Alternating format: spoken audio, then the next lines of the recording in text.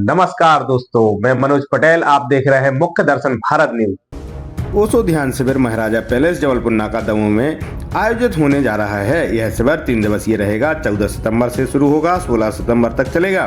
शिविर का संचालन मां आरती, राजदान फिल्मी अदाकार मुंबई, कल्याण मित्र स्वामी आग्रह भारती जबलपुर, स्वामी तपन, मां प्रेम पाकी जबलपुर के द्वारा आयोजित किया जाएगा। यह जानकारी प्रेस कॉन्फ्रेंस के माध्यम से दी गई। आरती राजदान का स्वागत है। जबलपुर से पधारे कल्याण में स्वामी आग्रह भारती जी जो ओशो के प्रारंभ में दिनों से जुड़े हैं और सन्यासी हैं। मुझे लगता है अब पूरी दुनिया में इनसे वरिष्ठ सन्यासी ओशो का अभी कोई नहीं है, तो उनका भी दमोह की ओर से, दमोह के नागरिकों को से स्वागत है। तपन जी है, स्वामी तपन जी जो ओशो के सन्यासी है और हमारे छोटे से आग्रह पर ध्यान की विधियां सिखाने, फ्लूट पर, मुरली पर, बांसुरी पर हमें ध्यान कराएंगे। उनका भी सभी की ओर से स्वागत है। माँ प्रेम पाती है जबलपुर से, आप भी सन्यासी हैं, आपका भी सभी सन्यासियों की ओर से और दमोह की नागरिकों की ओर से स्वागत है। मैं ओशो परिवार की ओर से आदरणीय चंदू भैया से, स्वामी चंदू भैया से निवेदन करूंगा कि पुष्पगुच्छ की औपचारिक परंपरा स्वामी आग्रह भारती जी को थोड़ा सा और हम 1 मिनट समय, क्योंकि मुझे लगता है कि कोई बाहर से आया तो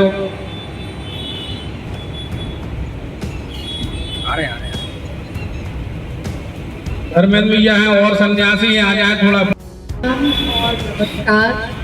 मैं सबसे पहले सबसे माफ़ी मांगना चाहती हूँ क्योंकि इतना लेट हो गया और इतना विलम्ब हो गया आने में, फ्लाइट लेट थी। और प्लस थोड़ा सा सच में बोल दूँ,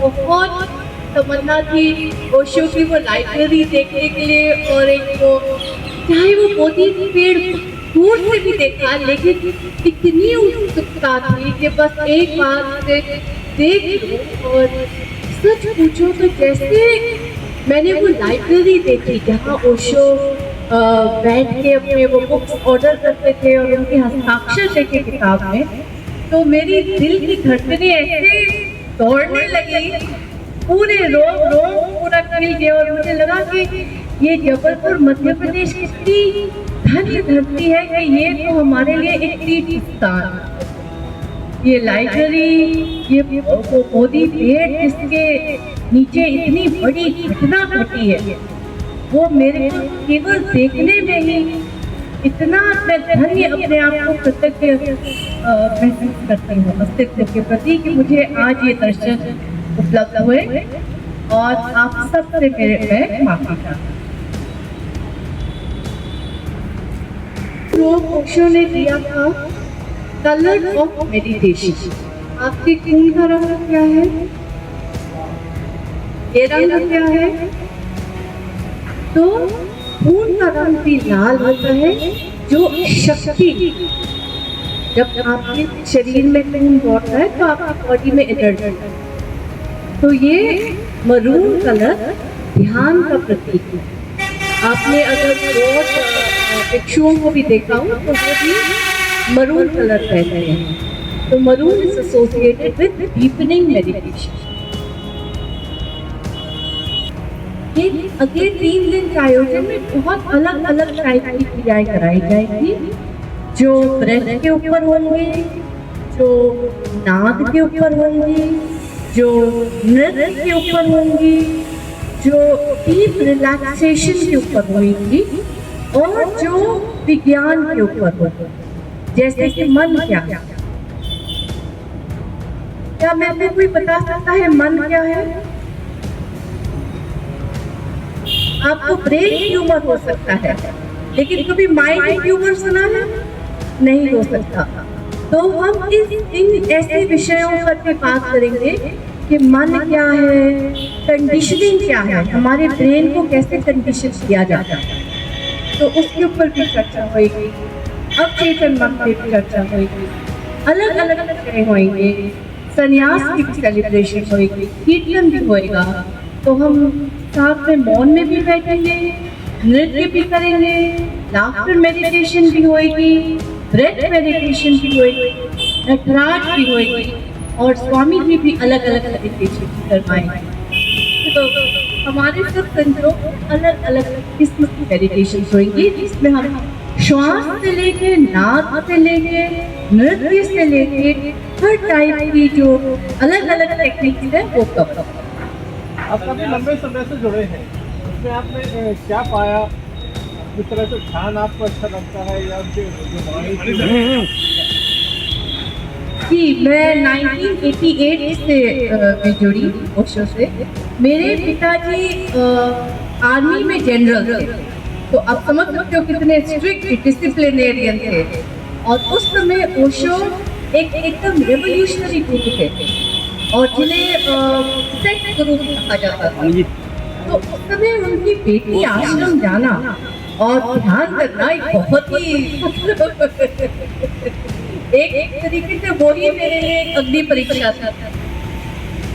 लेकिन मैंने इतने सालों में जो ओशो के साथ पाया वो मैंने कहीं नहीं देखा, क्योंकि ओशो के साथ रहना मतलब अपने आप के साथ रहना, और ओशो के साथ रहना मतलब आपको लोग क्या कहते हैं, वो जो एक रोग हमारे अंदर पैदा किया जाता है कि लोग क्या कहते हैं, उसकी आप परवाह करो, वो एकदम खत्म हो गया। और तीसरी बात जो मैंने पाई कि मौन में रहना, अपने अंदर अपने आप को प्रेम करना। और जब हम अपने आप को प्रेम करने लग जाते हैं तो वही प्रेम हम अपने परिवार को भी दे सकते हैं, अपने मित्रों को भी दे सकते हैं, सबके साथ शेयर कर सकते हैं।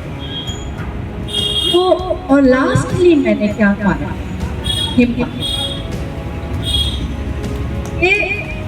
एक स्त्री होके, एक सन्यासी होके अपने अंदर एक करेज रखना, हिम्मत रखना, सच के साथ रहना, सच जो समाज में गलत हो रहा है या जो अपने आस-पास गलत हो रहा है उसके खिलाफ आवाज उठानी। नॉर्मली हम औरतों को सिखाया जाता है कि चुप रहो, शांत रहो, कुछ भी हो रहा है एकदम चुप रहो। लेकिन ओशो के साथ रहकर एक स्त्री होकर अपनी आवाज उठानी, अपनी हिम्मत जगानी, ये सब चीजें। और जो दूसरी चीजें पाई ओशो के साथ, जो आनंद, जो ब्लिस पाया, उसको शायद मैं शब्दों में नहीं बयान कर पाऊँ। मेरा प्रश्न है कि जैसे आपने मैं सोचती हूँ आज जितने ओशो इस युग के हैं, जितने लोग ओशो को आज सुन रहे हैं वो कभी नहीं सुन रहे थे। ओशो आज के समय के हैं। अगर ओशो आज यहाँ होते तो स्थिति ही दूसरी होती। मतलब जो आज लोगों में जो टीनेजर्स में हो रहा है, जो स्ट्रेस आज हम अपने जीवन में जी रहे हैं, उस सब का जो एक ओशो ने ज्ञान दिया है अपने प्रवचनों में, वो आज तक मुझे नहीं लगता है किसी ने भी दिया। समय से पहले आया, लेकिन वो समय भी उन्होंने आधारित किया, तो उनके जीवन में थी ये रेवोल्यूशन। लेकिन शुरुआत में जब मैं काफी यंग थी तो मैंने एक्टिंग भी की थी और मॉडलिंग भी की थी। मेरे हस्बैंड डायरेक्टर हैं फिल्मों में, उसके करण राजदान। अभी हमारी एक और शूटिंग हुई थी भोपाल में, अभी कुछ बात के दिनों की, और उन्होंने काफी सारी फिल्मों का निर्देशन भी किया है, टीवी सीरियल भी बनाए हैं, जैसे कि रजनी, चैतिका, फिर गर्लफ्रेंड जो बहुत चर्चित हुई थी, फिर काफी सारी फिल्में लेनी है, दिल जले, दिल वाले, कयामत, और अभी एक और फिल्म रिलीज हुई थी उनकी, हिंदुत्व। तो ऐसी काफी सारी फिल्में हैं। मैं एक्टिंग नहीं करती हूँ, मेरे डायलॉग पर टूट जाता हूँ, और कौन डांस खाएगा पत्थर से।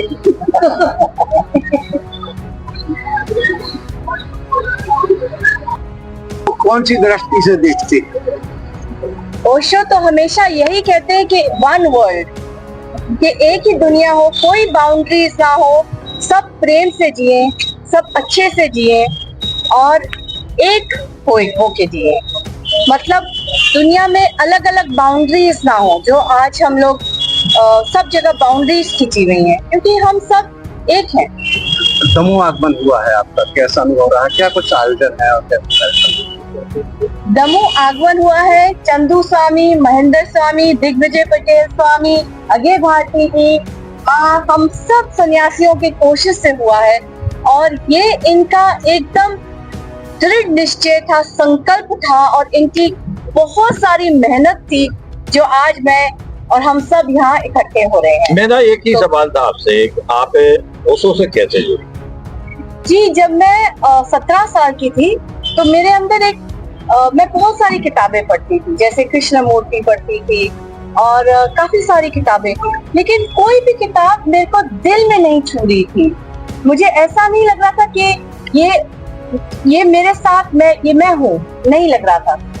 फिर ओशो आए अमेरिका से और मैं खींची चले गई उनकी तरफ कि मैं जानना चाहती थी कि ओशो क्या बोलते हैं, कैसे बोलते हैं। आहिस्ता आहिस्ता उनकी किताबें पढ़ने लगी और जब मैंने एक किताब पढ़ी, the sun rises in the evening, ऐसी किताब थी, तो बस मुझे लगा मैं घर आ गई। मैंने जो गुरु तलाश रही थी वो मुझे मिल गया। मैंने अपनी जो पानी मुझे तृप्त करता था वो मैंने पी लिया। लोगों तक क्या संदेश पहुंचाना चाहते? मैं यही संदेश पहुंचाना चाहूंगी कि आज के युग के लिए ध्यान ही दवा है। ध्यान ही एक मात्र उपाय है जिससे कि आपका माइंड, आपकी बॉडी बैलेंस रह सकती है। आज के टाइम में स्ट्रेस इतना हो गया है हर इंसान के जीवन में कि आपको अलग प्रकार के रोग आ रहे हैं, अलग प्रकार के मानसिक रोग आ रहे हैं, शारीरिक रोग आ रहे हैं। लेकिन जब हम ध्यान करते हैं तो हमारी पूरी ऊर्जा में रूपांतरण आता है और जब हमारी ऊर्जा में रूपांतरण आएगा तो वही आप अपनी फैमिली में दे पाएंगे। फैमिली में दे पाएंगे तो आपका समाज ठीक होएगा, समाज ठीक होएगा तो आपका देश ठीक रहेगा। Thank you.